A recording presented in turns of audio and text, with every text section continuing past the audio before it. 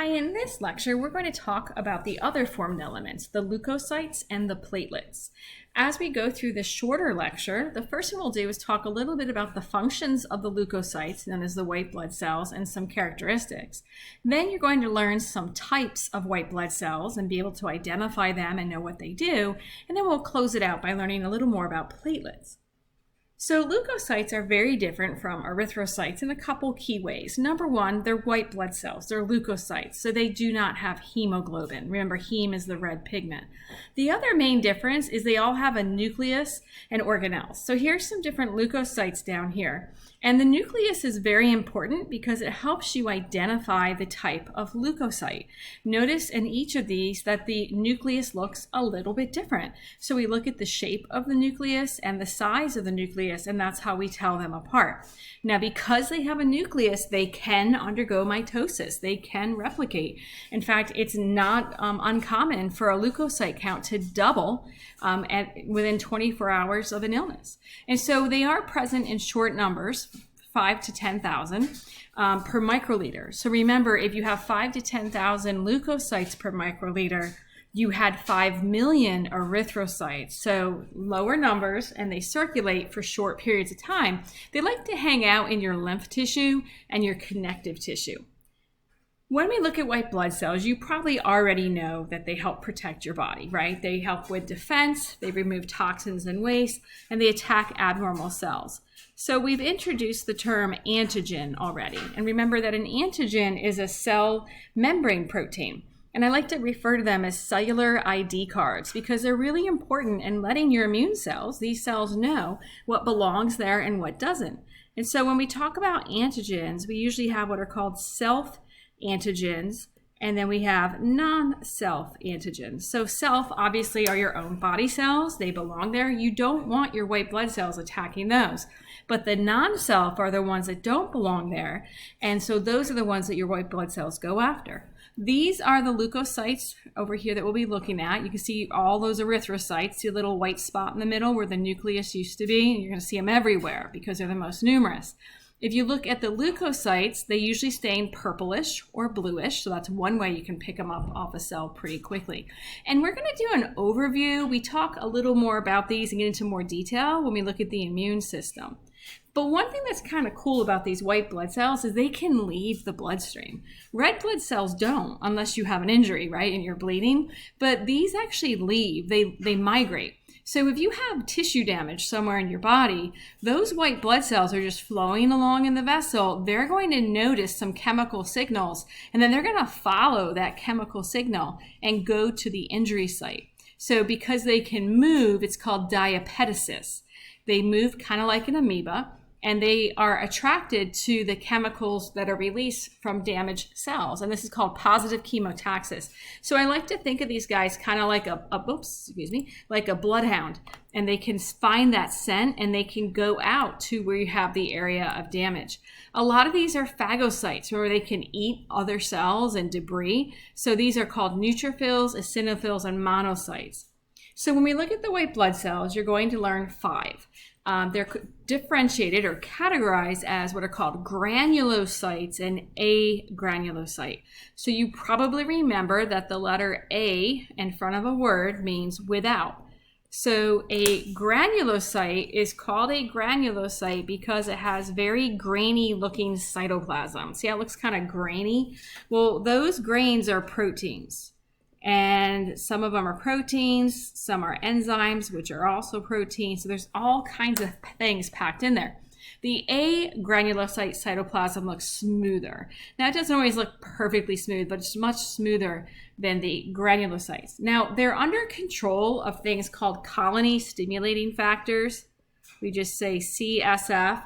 And also something called a cytokine. We'll talk more about these in the immune system, but these are chemicals that can trigger the mitosis of these cells. So you can actually increase just your neutrophil count or your lymphocyte count because these are all kind of specialized to fight different pathogens. So we're going to talk about each one. The most numerous is the neutrophils. And so you will see these all over if you're looking at a slide of blood. In fact, we have this silly little saying that we say to kind of help remember this. We say, never let monkeys eat bananas. And you're like, why is she writing this? Because if we look at these letters, we have N for neutrophil, L for lymphocyte, M for monocyte, E for eosinophil, and B for basal cell. This is the order of white blood cells, leukocytes, from most numerous to least numerous. So the neutrophils are the most numerous. You can see 50 to 70% are neutrophils. The least numerous are the basophils. So think of the neutrophils as the first responders. They're first on the site. Whenever there's damage, they get there first. Now, they're called PMNs. You don't have to, you're never going to write out polymorphonuclear. We're just going to call them neutrophils. But the way you can tell them apart, and you see why they get this name, is that their nucleus is segmented. Polymorphonucleus, right? Their nucleus is segmented. This one looks like a smiley face. I've seen them, some that look like a little rabbit. But notice they're segmented. Now, usually they stain purple. The nucleus is darker, the cytoplasm looks grainy, and they have a segmented nucleus. They show up first, they're the EMS crew.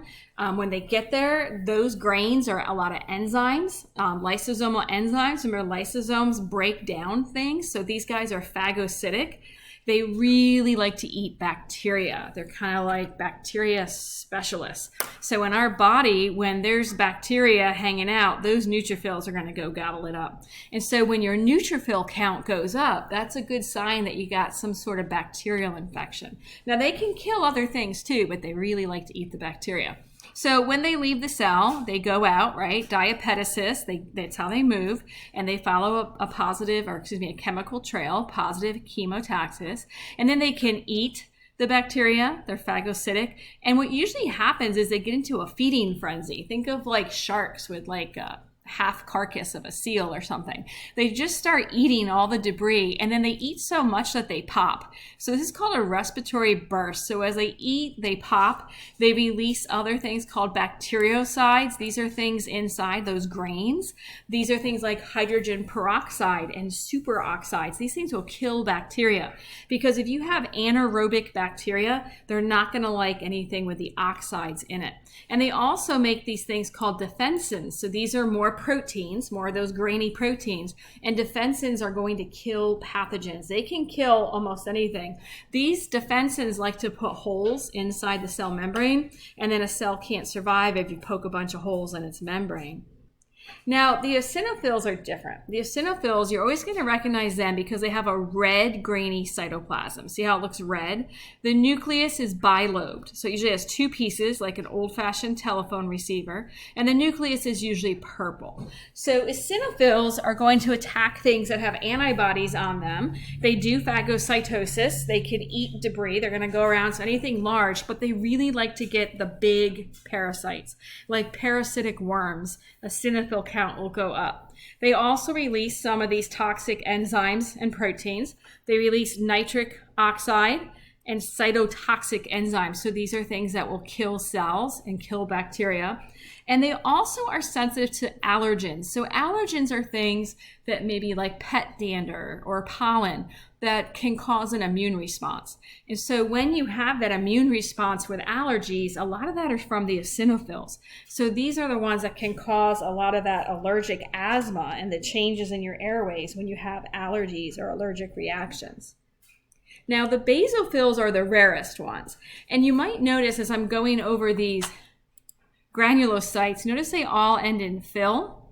That just means they love stain. But the phils have the grains, right? They're the granulocytes, and the basophils are the rarest of them all. So less than 1% are basophils. They accumulate whenever you have tissue damage and inflammation. So these are the key ones for inflammation. In fact, a basophil is what the blood cell is called in your blood, but when it gets out into connective tissue, it's called a mast cell, which you learned about in A&P1. So those grains, in fact, this one you don't see much of a nucleus. All you see are these grains.